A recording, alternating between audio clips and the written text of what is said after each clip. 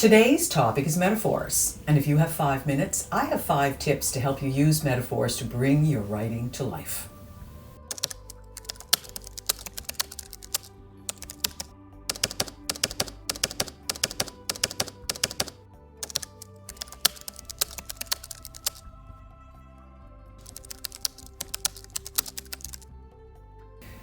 Some people say our entire language and our understanding of the world is built almost entirely on metaphors and metaphorical thinking.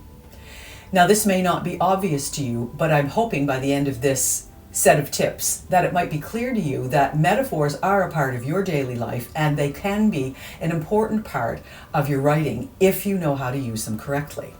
Your writing can come alive and it can become more enriched, just like your life can, by the careful use of a good metaphor. Metaphors add depth and richness to your writing, and they conjure up imagery that's not always available to the reader unless you use a metaphor.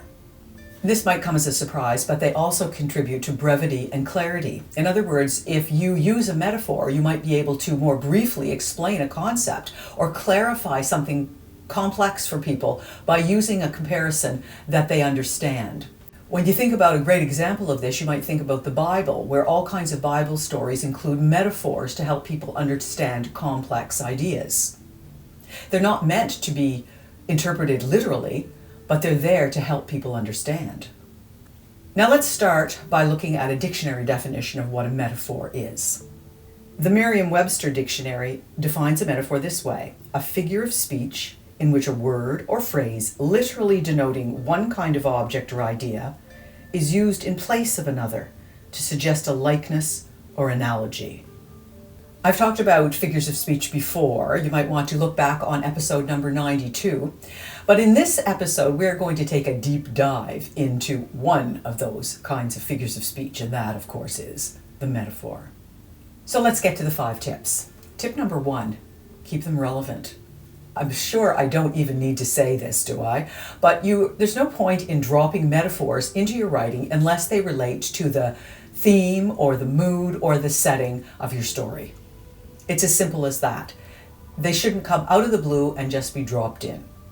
Tip number 2, avoid cliches. There are all kinds of metaphors that we use regularly in our lives, and they've become cliched. They are overused. Things like time is money. That's a very common one. What about all those overused business metaphors like low-hanging fruit? That seems to be a popular one these days. And also thinking outside the box is another one that's used quite frequently.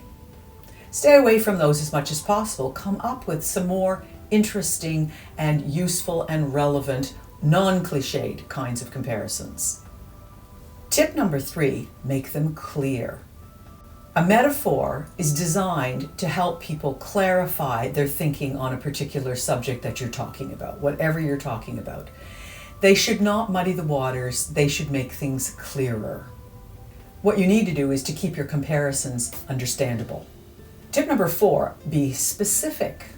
The more specific and vivid your metaphor can be, the more powerful it's going to be in your writing. You want to avoid generic comparisons. You want to use detailed imagery. At the end, I'm going to give you some examples, but think about it that way, detailed imagery.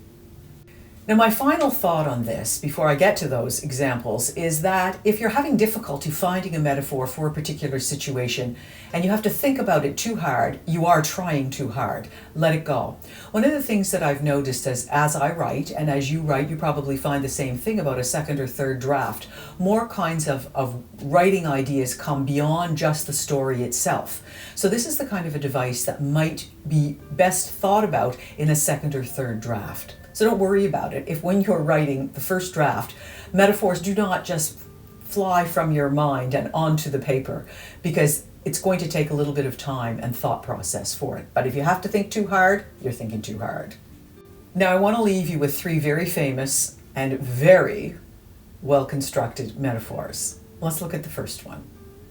The sun in the west was a drop of burning gold that slid near and nearer the sill of the world. From William Golding's Lord of the Flies.